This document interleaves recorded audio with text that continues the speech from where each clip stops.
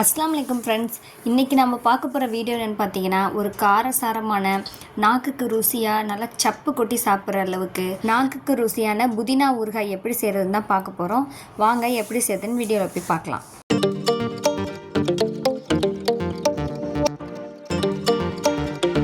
கடாயை அடுப்பில் வச்சுட்டு சூடானோடனே நம்ம நல்லெண்ணெய் சேர்த்துக்கலாம். இல்லாட்டி நீங்கள் என்ன ஆயில் யூஸ் பண்ணுவீங்களோ அதை சேர்த்துக்கோங்க. சேர்த்துட்டு ஒரு 15 காஞ்ச மிளகா சேர்த்து பொரிய வச்சு எடுத்துக்கலாம். அதுக்கப்புறம் பார்த்திங்கன்னா நம்ம வடகம் வச்சுருப்போம் இல்லையா, தாளிப்பு வடகம், அது சேர்க்கணும். அது இல்லாதவங்க வெந்தயம், சீரகம், கடுகு இதெல்லாம் ஒரு ஸ்பூன் அளவு சேர்த்து நல்லா புரிய விட்டுருங்க. பொரிஞ்சோடனே இதை நம்ம தனியாக எடுத்து வச்சுக்கலாம். இப்போ இது தனியாக எடுத்த பின்னாடி நல்லா ஒரு கைப்பிடி அளவு இஞ்சியும் பூண்டும் சேர்த்து ஒரு கைப்பிடி இருக்கணும், அந்த அளவு எடுத்து உரித்து நம்ம இதில் நல்லா பொன்னிறமாக ஆகிற வரையும் வறுத்து எடுத்துக்கலாம்.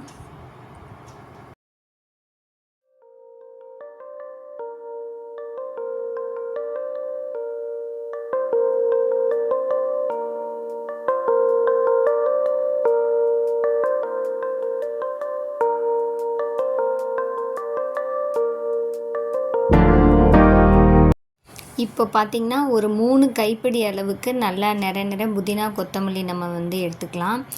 இது பார்த்திங்கன்னா வதங்கினோடனே கொஞ்சமாகிடும், நல்லா எல்லாமே சுருங்கிடும். அதனால் இப்போ பார்க்குறதுக்கு உங்களுக்கு நிறையா தெரியும். இப்போ வதங்கினோடனே பார்க்கலாம்.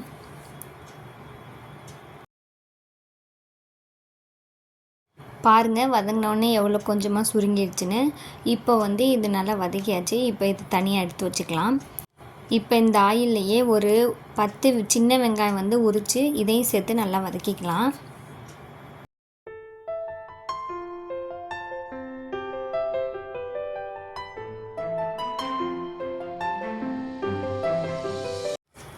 இப்போ நல்லா வெங்காயம் வதங்கிடுச்சு. இப்போ இதையும் தனியாக எடுத்து வச்சுக்கலாம். பாருங்கள், இப்போ எல்லா பொருளுமே வதக்கியாச்சு. இப்போ நம்ம இது கூட அதாவது ஒரு பெரிய லெமன் சைஸ் அளவு புளி சேர்த்து இதோட நம்ம அரைச்சி எடுத்துக்க போகிறோம். எல்லாத்தையும் சேர்த்து இந்த புளி அளவு பார்த்திங்கன்னா ஒரு 25 கிராம் அளவு இருக்கும்.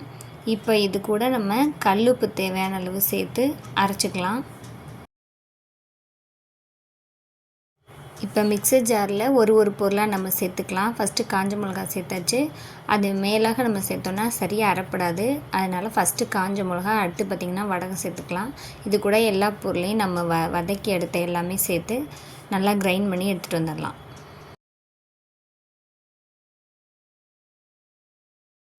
எல்லாத்தையும் சேர்த்துட்டு கடைசியாக நம்ம புளி எடுத்து வச்சோம் இல்லையா, அதையும் சேர்த்துக்கலாம். புளி பார்த்திங்கன்னா கொட்டை எது இருக்கான்னு சொல்லி நல்லா செக் பண்ணி பார்த்துட்டு தனித்தனியாக பிரித்து போட்டுக்கோங்க.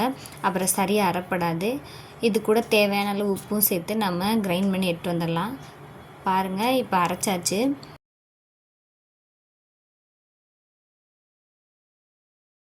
இப்போ இந்த கிரைண்ட் பண்ணது பார்த்திங்கன்னா நம்ம ஆயில் சேர்த்து வதக்கி எடுத்துக்கலாம். அந்த மாதிரி நம்ம வதக்கும்போது பார்த்திங்கன்னா ஒரு 10 நாள் 12 நாள் வரைக்கும் நம்ம கெட்டு போகாமல் வச்சு யூஸ் பண்ணலாம்.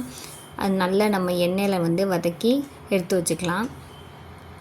ஏதாவது சாப்பிட்ணும் போல் இருக்குது, எப்போயுமே தக்காளி சட்னி, தேங்காய் சட்னி இந்த மாதிரியே சாப்பிட்றோன்ட்டு போர் அடிக்கும்போது இந்த மாதிரி நம்ம புதுசாக ஒரு தடவை ட்ரை பண்ணி செஞ்சு சாப்பிட்டு பாருங்கள். அப்புறம் திரும்ப நீங்கள் எப்போயுமே இதுதான் செய்வீங்க. அவ்வளோ டேஸ்ட்டாக இருக்கும், செம்மையாக இருக்கும். இதை நீங்கள் ட்ரை பண்ணிங்கன்னா ஒரு தடவை ட்ரை பண்ணி பாருங்கள். நம்ம இது மாதிரி வதக்கும் போது பார்த்திங்கன்னா அந்த புதினா அந்த நம்ம ஊற்றிருக்க ஆயிலெலாம் உறிஞ்சி நல்லா வதங்கி அப்புறமா கடைசியாக நம்ம ஊற்றின ஆயிலெலாம் எண்ணெய் பிரிஞ்சு வெளியே வரும். அந்த அளவுக்கு நம்ம வதக்கி எடுத்துக்கணும். இப்போ பாருங்கள், நல்லா ஆயிலெலாம் இழுத்துக்குச்சு. இப்போ கொஞ்சம் கொஞ்சமாக ஆயில் பிரிஞ்சு வரும். அப்போ கரெக்டான கன்சிஸ்டன்சி.